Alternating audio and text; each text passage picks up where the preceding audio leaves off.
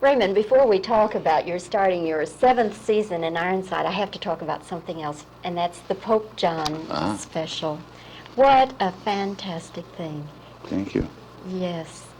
Was this something that you conceived and wanted to do, Raymond, or did someone come to you? No, I had planned to do the motion picture on Pope John, and when they were planning to do a special on him here at the studio knew I had announced the picture, and I was a little afraid to do the television special because I had great respect for the man and I wanted it to be done properly, but I thought they did a very, very fine job on the research and a very fine job on the production values. We had an excellent director and excellent producers. And the makeup I was very happy. extraordinary. Well, that always happens here at this studio, you know. I had the same makeup man that I've used on everything I've done here. And his name is Jim McCoy, and he's one of the best makeup men in Hollywood. His father was also a very fine makeup man ahead of him, and still is. Did you ever have the opportunity to meet Pope John? On many occasions. That's why it was a role I wanted to do and why I decided to do the motion picture. Did you have private audiences with him? Yes. What did you talk about? Well, they were private audiences, so I wouldn't really go into what we talked about very much. Were they on a very serious level, or would they be... Well, he had a great sense of humor, so you couldn't be on a serious level. You could talk about serious things, but at no time did I ever see him when his sense of humor didn't come through. He was a delightful man. Was that the key to his personality, do you think? The key to his personality, I think, is that he had a great love for all of mankind and a great understanding of all of mankind and all the religions and all the races, and he communicated with every single one of them. And I think that's an extraordinary thing. It doesn't happen with many people.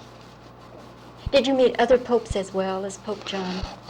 Yes, I met his predecessor, and I did meet briefly the present man.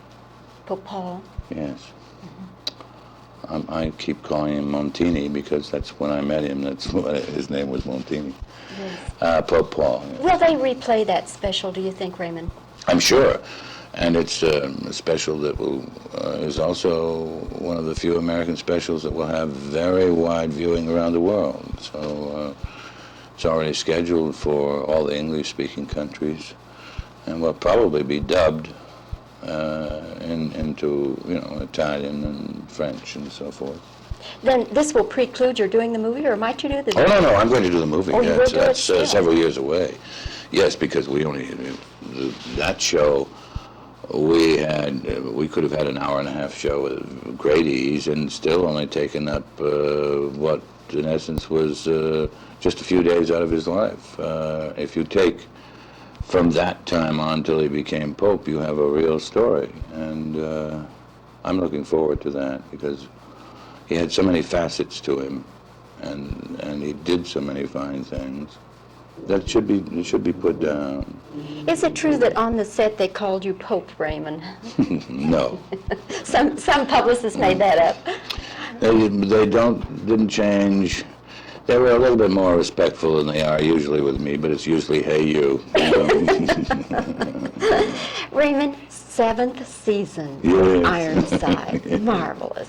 Yeah, it's amazing. It's amazing. I just don't know where the time has gone because it's gone so fast.